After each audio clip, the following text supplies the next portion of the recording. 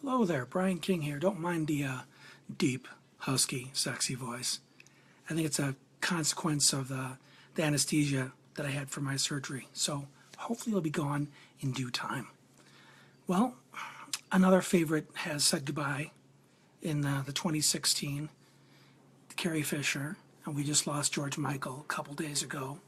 And I looked back at a post where it basically listed all the people that were lost.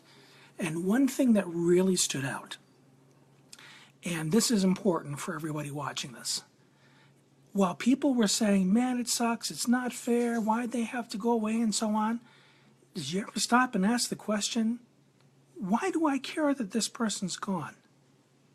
Why does it matter? Well, it matters because of the legacy these people left. They did something that impacted our lives so positively that even though we may have never met them face to face, these are people that made an imprint on our lives. Whether it was through a celebrated movie character that we connected with, whether it was somebody that wrote a series of songs that were the soundtrack of our youth. I know in my case, George Michael, Prince, David Bowie, these are guys I was listening to in the 80s and 90s when I was having some of the roughest periods of my life, and I was able to escape through their music. So I had deep affection for these guys because of what they did. And some of the other people, they were actors, they were producers, they maybe were not in the limelight in the same way, but they still contributed something that mattered to our lives. So, why am I bringing this all up? Because the average person does not put enough thought into legacy. They do not put enough thought into, is the way I'm living my life going to impact someone else's, going to impact the way they live theirs?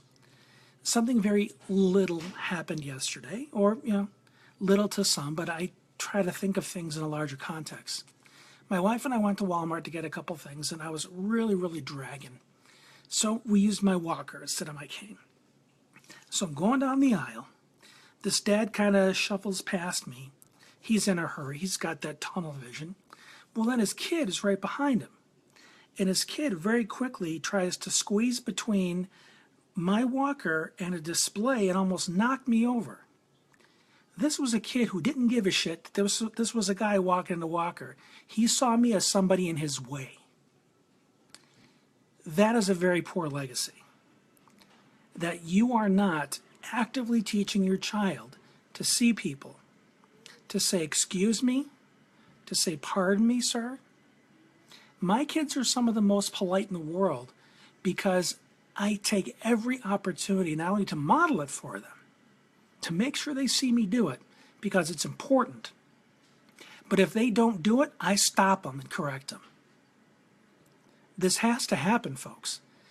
Our kids are not going to learn how to live quality lives and be quality human beings through osmosis. It's not going to happen. We need to step up and think about our legacy. What is the life we are modeling? What is the kind of character we are emphasizing? Are we emphasizing screaming at the TV screen and cussing out the referees and all that stuff? Or are we modeling civility, sportsmanship, kindness, compassion? What's coming from us? And, I went on Facebook again this morning and looked around, and I see people talking about, should I follow my dreams? Should I stay comfortable? I've been doing this for a long time. Hell yeah, you should follow your dreams. Because if you don't, what are you showing your kids? You're showing them to play it safe. You're showing them to settle. Not to stretch yourself, not to take risks. So what if you take a risk and it kicks your ass? It happens. It absolutely happens. Where things go sideways on you and it goes bad. Then you pick yourself up, you learn from what didn't go the way you wanted it to, you reassess, you regroup, and you go at it again. Is it easy? Hell no, it's not supposed to be. It's hard to build your psychological and your emotional muscle. That's why it's hard. Because you've got to gain the strength it takes to handle the responsibilities you're taking on every time you grow. That's why it's work. That's why a lot of people won't do it either. You simply cannot allow yourself to settle for less than you are capable of when you've got kids that are still discovering their potential. because they're going to see you slacking off. They're going to see you taking it easy, just trying to make do or get by. What a bunch of horse crap. You know you can do more. You know you're capable of more. You're just afraid. And when you let your fear win over, you're teaching your kids to be afraid. Risks are dangerous. Oh my goodness, I might lose something. I might become uncomfortable. Seriously now. You were not raised in a closet. You know that on the other side of fear is great things. You know darn well that you've been afraid of things that you did anyway, and it turned out pretty darn good. You are just not using that to declare that you can do it, to acknowledge those successes.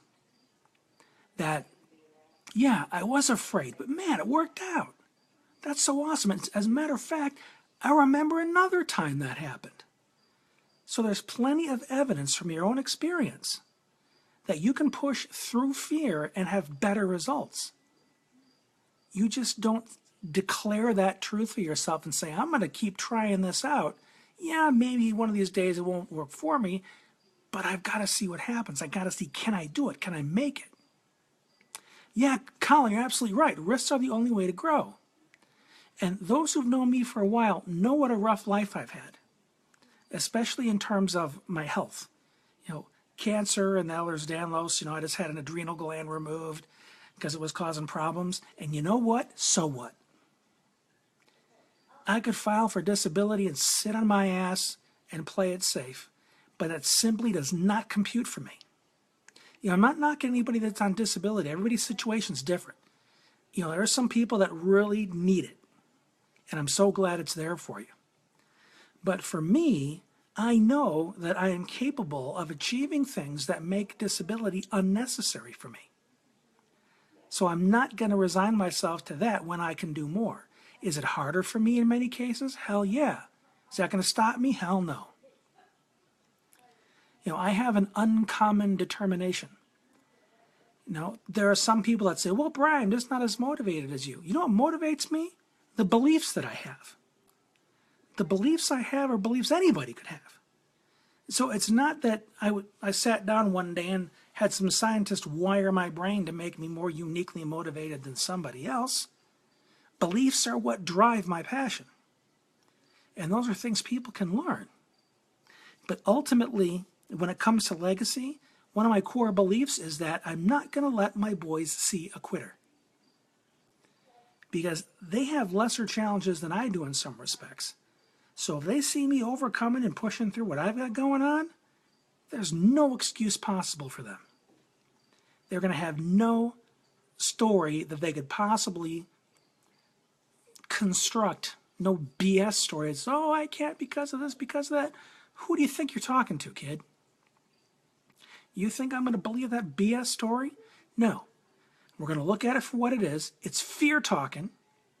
It's a bunch of BS. And the beliefs you're trying to use right now, those results are going to suck. And we're not going to stick with those. We're going to find a better story.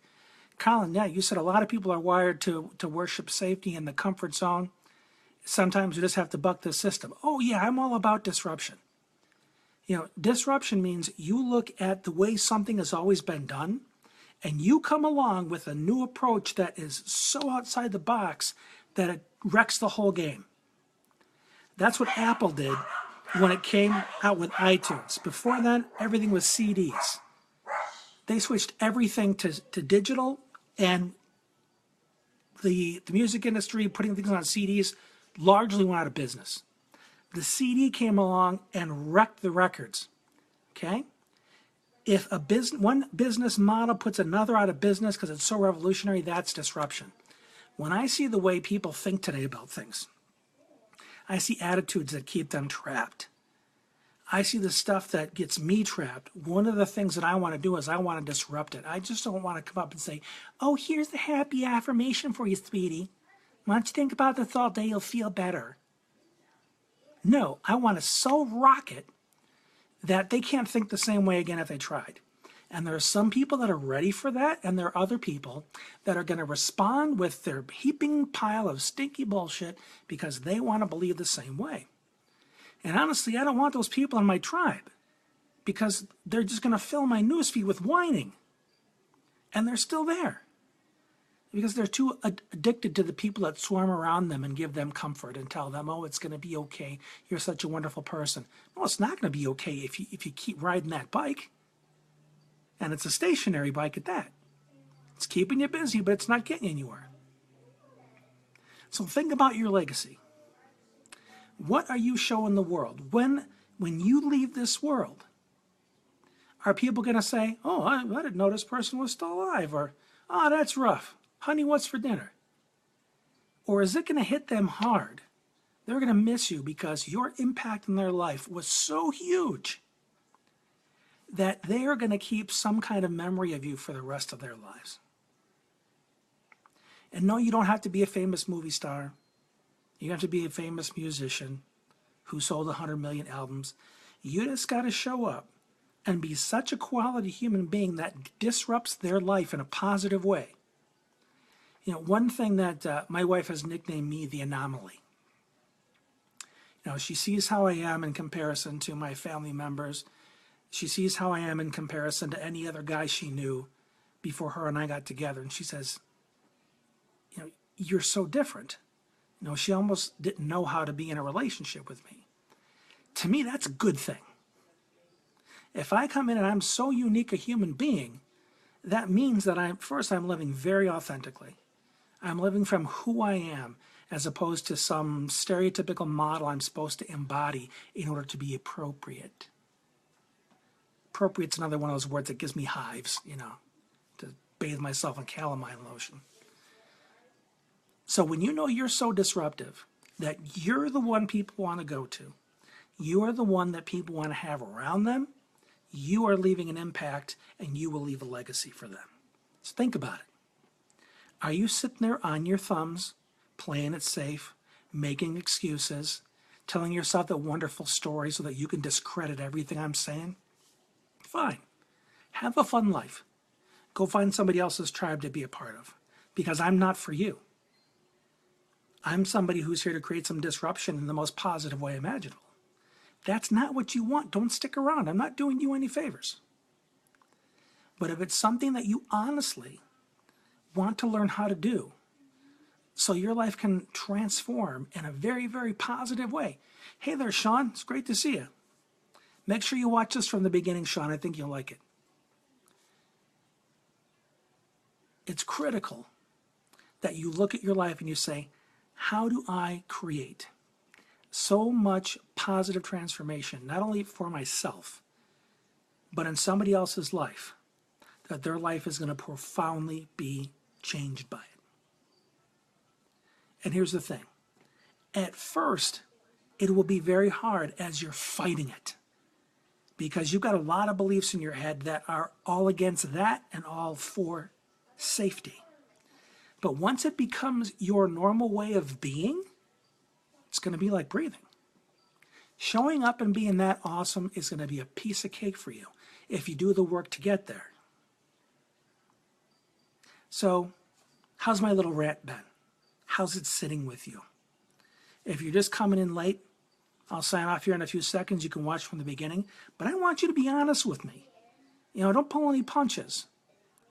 Because part of authenticity is saying, this is where I'm at. This is how I feel about this. This is where I struggle. Because if I couldn't invite you to be that open and honest with me, then what the heck are we talking for? I sure as heck don't pull any punches. I'm very out there. I put it out there as plainly as it can be. Being authentic means you do not lie to yourself. Sometimes you try to, then you catch yourself and say, I don't do that. I'm not going to lie to myself. Because if I lie to myself, I'm BSing everybody else too. So take this, let me know what you think, make some comments below. If you want to talk about anything privately, send me a private message. Hopefully next time we talk, I'll have my voice back. Thank you all for listening in and watching. It really means a lot to me. I love you dearly. This has been Brian. We'll talk again soon.